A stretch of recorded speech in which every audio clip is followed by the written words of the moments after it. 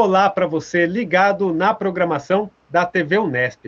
Nós temos acompanhado no Brasil uma nova alta no número de casos de Covid, isso depois de um período de mais calmaria dos últimos meses. Só para a gente ter uma ideia, nos últimos dias, a média diária de novos casos aqui no país chegou na casa dos 30 mil.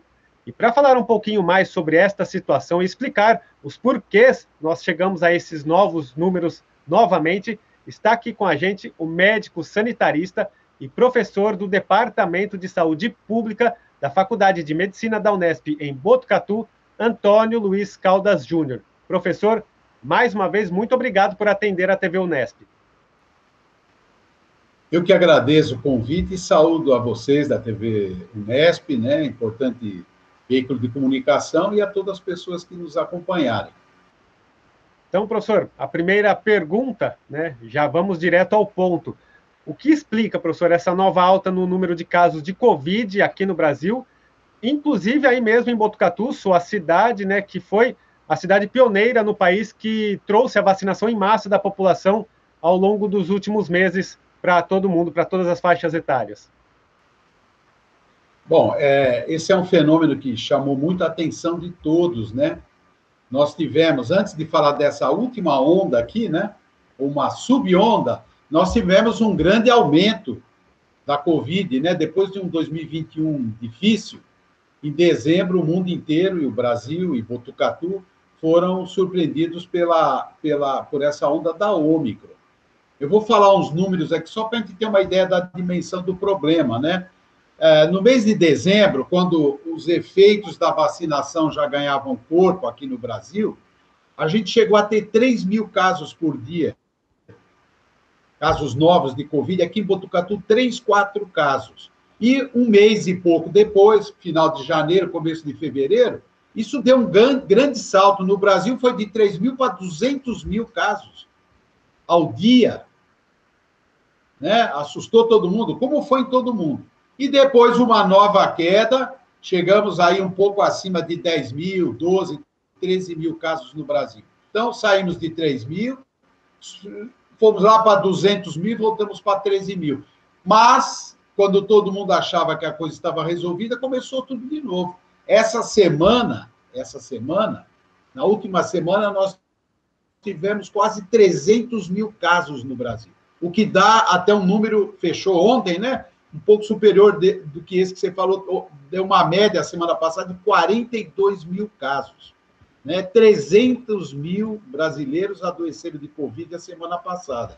E aqui em Botucatu também, né? Nós tínhamos passado de 3 casos, subimos, chegamos perto de 400 casos, 300 casos, e agora tivemos esta semana aqui uma média de 300 casos por dia. Enfim, é uma situação que chama muito a atenção, mas há uma diferença. Eu falei desses números, porque qual foi o fato novo que ocorreu lá no mês de dezembro? O aparecimento de uma variante, de uma cepa, né, do SARS-CoV-2, né, do coronavírus, que tinha uma infectividade muito grande. E assim foi pelo mundo inteiro, que é a Ômicron. Explosão. E agora? As pessoas se perguntam, mas é uma nova onda? O que é outra variante? Não. O que está predominando ainda é a Ômicron. Então, alguns fatos, respondendo à sua pergunta, então, diretamente, o que justificaria isso? Eu acho que, de uma forma geral, a gente podia resumir afrouxamento das medidas de prevenção. Um afrouxamento excessivo, por algumas razões. A principal delas, no meu ponto de vista, é que nós liberamos, entre aspas, o contágio, falando de forma direta. Por quê? Tiramos um elemento protetor, que eram as máscaras. Alguém vai dizer, ué, mas não tinha vacinado? A Ômicron mostrou que a vacinação, do ponto de vista da transmissão, a Ômicron, vamos dizer assim, driblou a vacina e produziu muitos casos em pessoas vacinadas. Então, o abandono da obrigatoriedade do uso de máscaras, especialmente em locais fechados, facilitou muito a transmissão, incluindo aí as escolas, que são, por sua natureza, ambientes fechados, onde pessoas se aglomeram diariamente durante horas. São os alunos. A prova de que isso não está muito correto é que as universidades onde se produz o conhecimento, a Unesp entre elas, as universidades do estado de São Paulo, mesmo as federais aqui de São Paulo, não abriram mão do uso de máscara. Continua obrigatória a máscara na Unesp, em ambientes fechados e abertos. Se juntando a isso, né, houve um aumento desmedido nas aglomerações. As pessoas estavam há 2 anos se contendo, vamos dizer assim, houve aquilo que podíamos chamar de um liberou geral. Aglomerações esportivas, aglomerações de caráter cultural, de caráter familiar, shows, eventos de toda a natureza. Então, nós temos muitas pessoas aglomeradas em locais abertos e fechados, né, sem máscara. Tudo isso facilitou muito a transmissão da doença, facilitou muito. Nós tivemos um grande aumento da taxa de contágio. Aqui no estado de São Paulo, apenas para dar um exemplo, um dado bem atual, nós triplicamos a taxa de contágio. A taxa de contágio que estava positiva, no sentido de favorável, no mês de março, ela ultrapassou o limite crítico dela, que é a taxa igual a 1, e hoje está 3 vezes maior do que em março, ou seja, provando que a doença está se transmitindo livremente, né? A taxa de contágio ou de transmissibilidade, como chama. Se juntou a isso ainda mais um fator, que é a subnotificação. Muitas pessoas se sentindo à vontade com esse clima que se criou, com poucos sintomas, não procuram mais tratamento, ou procuram o tal autoexame, né, que a pessoa vai na farmácia, compra lá o teste, autoteste, faz em casa e fica quieto. Então, aumentou muito o número de pessoas positivas com Covid circulando na população. Houve um afrouxamento desse controle. Tudo isso, juntando, produziu esse aumento vertiginoso que nós tivemos aí de março para cá, fora aquele aumento lá da Ômicron no mês de janeiro. Então, a partir de abril, maio, nós estamos tendo no Brasil, no estado de São Paulo, e no caso particular aqui em Botucatu, um grande aumento de casos de Covid.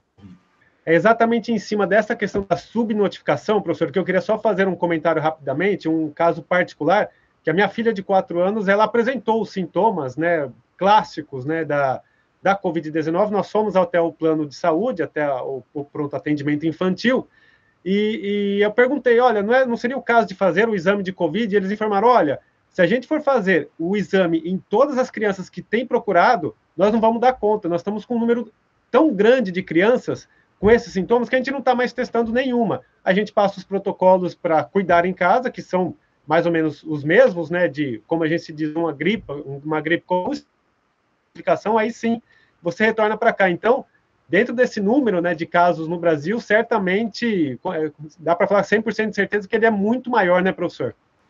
Com certeza. Isso é um relato, esse seu relato é comum.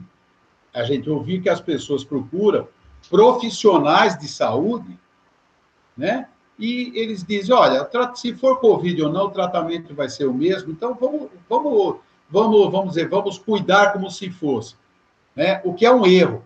Aqui em Botucatu a gente testa muito, esse fato tem ocorrido menos, mas se a pessoa procurar a rede básica, né? Então, esse é um relato. Mas as próprias pessoas usam esse raciocínio por analogia, parentes, fulano ficou doente, foi tudo bem, não vou fazer o exame.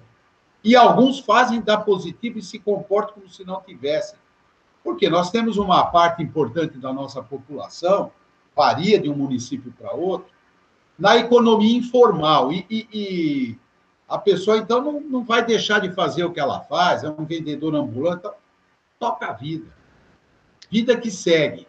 E há ainda uma informação que eu considero deletéria do ponto de vista da educação da população, que é a afirmação de algumas autoridades, de muitas pessoas, especialmente dos negacionistas, de dizer, agora a Covid virou uma gripe, virou um resfriado, não há o que fazer, nós temos que nos acostumar a isso. É como se fosse mais um resfriadinho, o que não é verdade. Né? Tudo isso, então, criou um clima de banalização da Covid, com esses fatores que eu coloquei aí. Abandono das máscaras, maciço, né?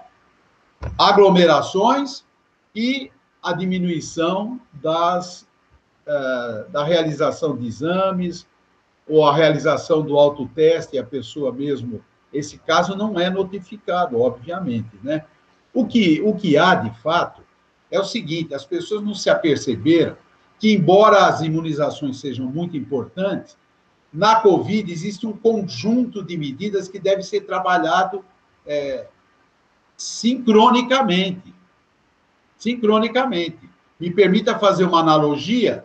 Quando perceberam que existia um dispositivo, que é o cinto de segurança, que diminuía muito a ocorrência de mortes nos acidentes de trânsito, né? Não houve uma liberação para as outras práticas que produzem os acidentes. Então, não é porque o sujeito está de cinto de segurança que ele não tem que se preocupar com o limite de velocidade, que o poder público não tem que se preocupar com a qualidade, né, do pavimento, ou que a pessoa possa beber e dirigir, não. Esse conjunto de medidas é mais eficiente se for tomado ao mesmo tempo. Então, não dá para a gente descartar as demais formas de prevenção exclusivamente pela imunização. No caso da Covid, isso é evidente. Justamente sobre a imunização, professor, ou em cima dela, que a gente fala um pouco desse outro dado, né? Porque enquanto o número de novos casos diários cresce no Brasil, parece que o número de mortos ainda está num nível bastante controlado. E aí, professor, é por conta justamente da imunização, é por conta das novas variantes ou subvariantes da Ômicron, enfim, que de repente são menos mortais, menos letais? São as duas coisas juntas ou tem outros fatores? Como que a gente explica esse dado? Bom, antes de tratar disso, dizer uma coisa.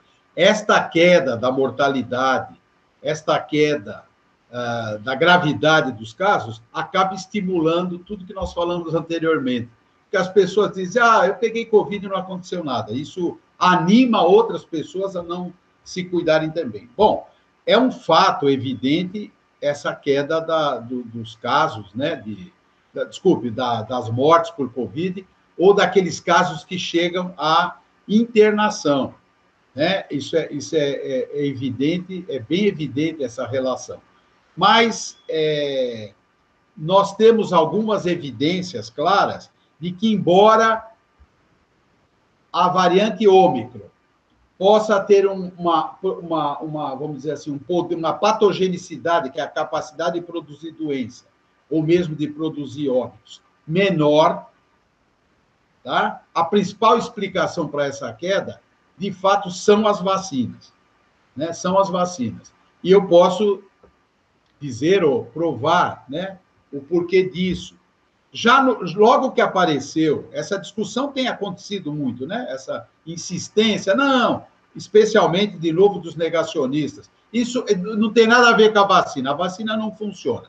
Mas caíram as mortes, caíram porque a Ômicron não mata, é uma expressão, a Ômicron não mata, se disseminou mundo afora, especialmente aqui no Brasil.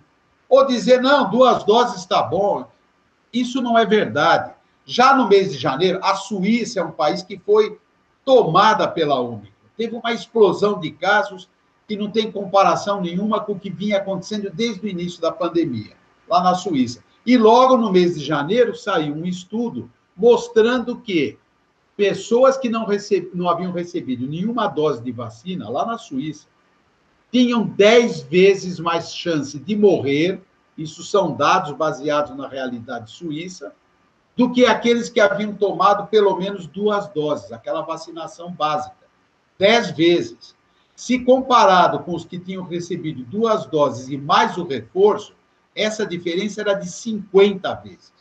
Ou seja, num país homogêneo, que nem a Suíça, o fato do sujeito ter sido vacinado e tomado um reforço reduzia em 50 vezes a chance dele morrer, a letalidade pela Covid. Então, esse é o primeiro dado. Se não tivesse uma relação com a vacina, a letalidade seria igual para todos. E há uma segunda comparação que a gente pode fazer, que é entre os países que se vacinaram ou não. A Ômicron era a mesma. Então, vamos pegar de novo a Europa.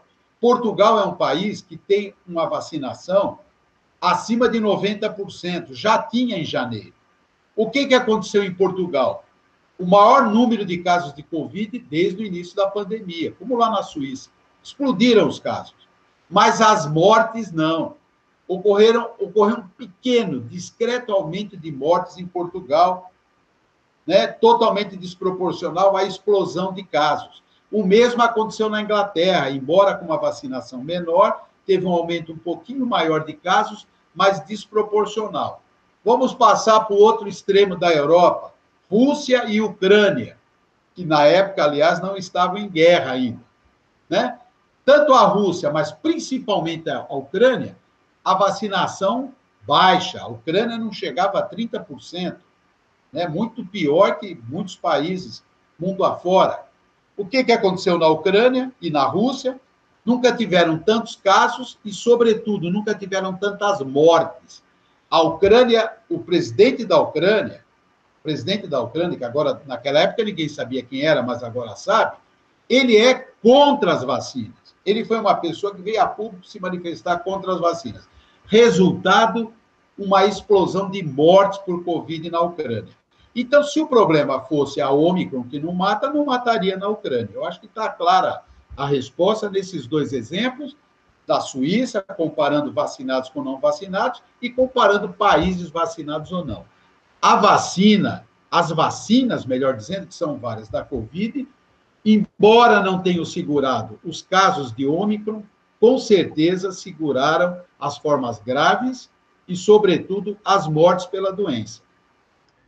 Daí até, né, professor, a necessidade dessas campanhas continuarem, né? Nós estamos acompanhando a aplicação da 4ª dose para algumas faixas etárias, para alguns públicos, até a 5ª dose no estado de São Paulo também já está sendo aplicada para algumas pessoas. É isso, né, professor? Nós vamos ter que continuar se vacinando tempos para manter, pelo menos, essa questão da mortalidade controlada. Com certeza, com certeza. Aqui em Botucatu, por exemplo, que nós tivemos aquela vacinação em massa, houve uma evidente proteção das pessoas, né? Tivemos a vacinação em massa lá em maio, depois o reforço em agosto, e em dezembro, uma vacinação em massa com a 3ª dose. Em dezembro, quando a Ômicron ainda estava chegando. E nós tivemos uma diferença brutal, né, de mortes ocorridas lá no primeiro semestre de 2021, né, de letalidade. A letalidade em 2021 estava ali em torno de 2%, ou seja, 2% das pessoas que pegavam Covid morriam aqui em Botucatu. Essa letalidade agora é de 0,1, ou seja, é uma pessoa para 1.000. Uma pessoa para 1.000. Então, houve uma redução violenta da letalidade por Covid aqui numa cidade que teve essa vacinação em massa, felizmente, com as 3 doses, né? Existem muitas evidências de que a dose de reforço é muito importante, evidências científicas, estudos, que a dose de reforço é muito importante. Já dei o exemplo lá da Suíça, veja, a proteção, que era de 10 vezes, passou para 50 vezes com a presença do reforço, né? Mas nós temos outras evidências aí, mundo afora, da importância da 3ª dose. Quer dizer, é muito importante que as pessoas tomem essa 3ª dose, que hoje é considerada como esquema básico da vacinação. São aquelas 2 doses iniciais e mais um reforço, varia um pouco de uma vacina para outra, mas que é feita lá uns 4 meses, mais ou menos, depois das doses iniciais. E, em algumas situações, a 4ª dose, especialmente nos idosos. Então, nós estamos vacinando aqui no Brasil 4ª dose a partir de 50 anos, não é tipicamente um idoso, mas são pessoas de mais idade e aquelas pessoas com comorbidades. Então, isso está claro, está evidente, a proteção que oferece na evolução dos casos a 3ª dose e a 4ª dose. Mas, infelizmente, no Brasil, a coisa continua não andando muito bem com a vacinação. Eu peguei os dados, me permita até consultar aqui, dados de hoje, né, bem fresquinhos. O Brasil já vacinou com o esquema básico 83% das pessoas. Muito bom isso. Mas apenas 53% receberam a dose de reforço. Então, nós temos, daqueles que poderiam receber, metade não receberam a dose de reforço, que, como nós falamos, é muito importante para evitar mortes e para evitar situações de internação, de UTI, coisas assim. No estado de São Paulo, que está na vanguarda da vacinação, a situação é um pouco melhor, mas não de todo. O estado de São Paulo, dados de hoje, 92% de cobertura vacinal, da vacinação básica, e apenas 76%, está melhor que o Brasil, do reforço. Então, era muito importante que as pessoas se conscientizassem. Mais uma vez, vamos repetir que as vacinas estão salvando muitas vidas mundo afora, e inclusive aqui no Brasil, e tomassem as suas doses de reforço, seja a terceira dose, seja a quarta dose, que se destina especialmente às pessoas que têm maior risco de adoecimento e de morte, né? De adoecimento grave, desculpe, e de morte. E já agora sendo aplicada a quinta dose em alguns locais do Brasil, e se inicia, destinada às pessoas que têm imunossupressão. Imunossupressão. Por quê? O indivíduo que tem imunossupressão, ou ele tem uma doença que provoca essa imunossupressão, ou ele toma drogas, ele faz quimioterapia, ele toma corticoides, existe uma série de situações que levam o indivíduo a ficar imunossuprimido. Essas pessoas têm uma resposta imunológica, né, mais lenta, prejudicada, digamos assim. Então, ter um reforço a mais é importante. Aquela vacinação que para nós é a básica, desculpe, é o reforço, para eles ainda é o básico. Essa quinta dose, essa sim seria o segundo reforço para essas pessoas. Além disso, essas pessoas imunossuprimidas, com comorbidades, os idosos, foram os primeiros a ser vacinados e existe, em todas as vacinas, um decaimento da proteção. Se for pensar nas primeiras doses, esses que estão recebendo a quinta dose são pessoas que já foram imunizadas há 1 ano e meio.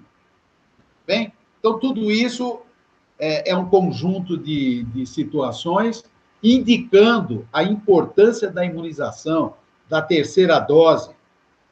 No mínimo, a terceira dose, nós teríamos que ter 100% da população vacinada, estamos nos 50% ainda no Brasil.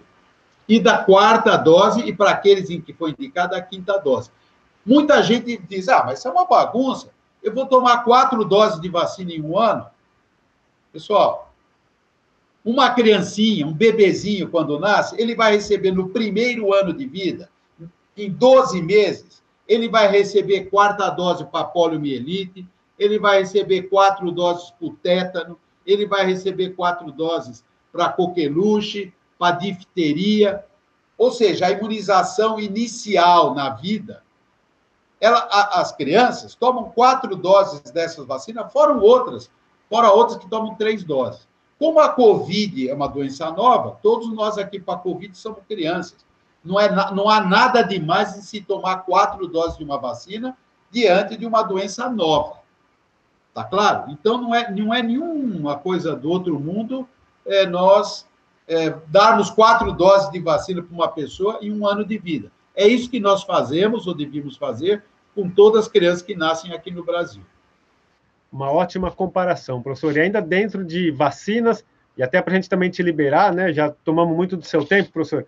Essas vacinas, elas estão conseguindo, professor, serem atualizadas de acordo com as novas variantes que estão surgindo, ou ainda é muito rápido isso que está acontecendo, as variantes vão surgindo em vários cantos do mundo, e as vacinas ainda continuam ali, mais ou menos do jeito que elas começaram a ser fabricadas lá no início da pandemia?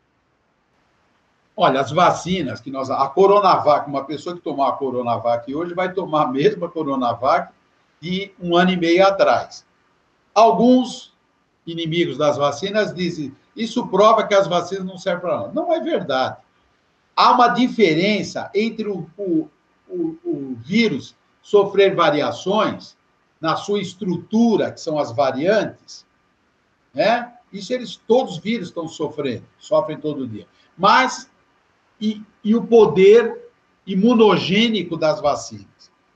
As vacinas têm mostrado, todos devem se recordar da Coronavac, o dia que ela foi anunciada, o Brasil inteiro, rede nacional, todo mundo vendo, né? E falaram o seguinte, ó, ela não protege muito contra a doença, mas ela protege muito contra formas graves e contra a morte. É isso que o estudo inicial da Coronavac mostrou, que ela era potente contra formas graves e mortes. E o tempo mostrou que isso é verdade. Eu acabei de dar os dados aqui. Então, essas vacinas ainda se prestam àquilo que elas se destinaram desde o início, que era reduzir principalmente as mortes. Vamos lembrar que morreram no Brasil quase 660 mil, quase 700 mil pessoas, que se existisse a vacina, poderia ter esse número diminuído 100 vezes, 200 vezes, 1000 vezes, sei lá quanto, né? Então, as vacinas continuam funcionando no sentido que nós falamos aqui. Mas, diante das variantes, os laboratórios vêm fazendo pesquisa permanentemente, como fazem, por exemplo, com a influenza. A gripe, todo ano, a gripe tem uma mutação muito maior que o coronavírus. Viu? As pessoas acham que o coronavírus está mudando muito. O vírus da gripe já faz isso há décadas. E os laboratórios, então, vão fazendo modificações. É bem possível que, em breve, a gente tenha a apresentação de vacinas mais adequadas a essas novas variantes, especialmente a Ômicron, que está dominando, digamos assim, aí a situação epidemiológica atual. Pfizer, AstraZeneca, né, buscando... Cada vacina, como é feita de uma forma diferente, são plataformas diferentes, tem formas diferentes daquilo que a gente chama de atualização antigênica da vacina. Tá? Mas, por enquanto, são as mesmas vacinas que estão sendo aplicadas. Eu queria só dar um detalhe importante, que o que é a de orientação em relação a isso, é a diversificação das vacinas. Então, aquelas pessoas que receberam o esquema básico, vamos imaginar, aqui no estado de São Paulo, alguém que foi vacinado no início, tomou a Coronavac, que receba vacinas de outras plataformas, a AstraZeneca ou a Pfizer no reforço. Então, essa é uma orientação de diversificação. As vacinas são as mesmas, mas, se possível, sempre que possível, que o reforço seja feito com uma vacina de outra plataforma. Está certo. Professor Antônio Luiz Caldas Júnior, mais uma vez, muito obrigado por atender a gente sobre esse tema ainda muito importante para toda a população. Com certeza, e acredito que será ainda por um bom tempo, né? Esperamos que o coronavírus sossegue um pouco, mas as evidências é que ele continuará sofrendo mutações. Vários países, a gente vê as notícias de países pelo mundo que estão lidando com essas flutuações. É bom que a gente esteja precavido e que pense sempre nessas ações conjugadas. As vacinas, que já salvaram tantas vidas e vão continuar salvando, mas sem o abandono das outras medidas de prevenção, das máscaras, né? Se evitar aglomerações, o uso de substâncias para fazer a higiene, tudo isso ainda continua valendo e nós temos que ajudar as vacinas. Ajudar as vacinas. Nós não podemos delegar, isso está por conta de vocês, cuidar da minha saúde. Não. Cada um de nós deve cuidar da saúde individual, dos familiares, e os governantes, principalmente os governantes, devem cuidar da saúde das pessoas. Não acreditem, especialmente no caso da máscara, isso agora é um problema de cada um. Cada pessoa, você acha que você é a favor de máscara? Use a máscara. Isso não é verdade. Por quê? Porque a máscara é uma relação a dois. É muito importante a gente saber disso. Existe um sujeito que transmite e o que recebe, eventualmente, a transmissão, que vai se contagiar.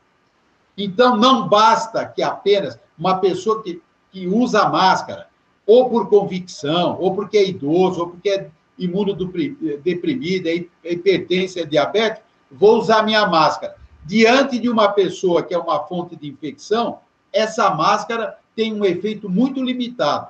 A principal função da máscara é impedir que o vírus saia da fonte de infecção e vá atingir uma outra pessoa.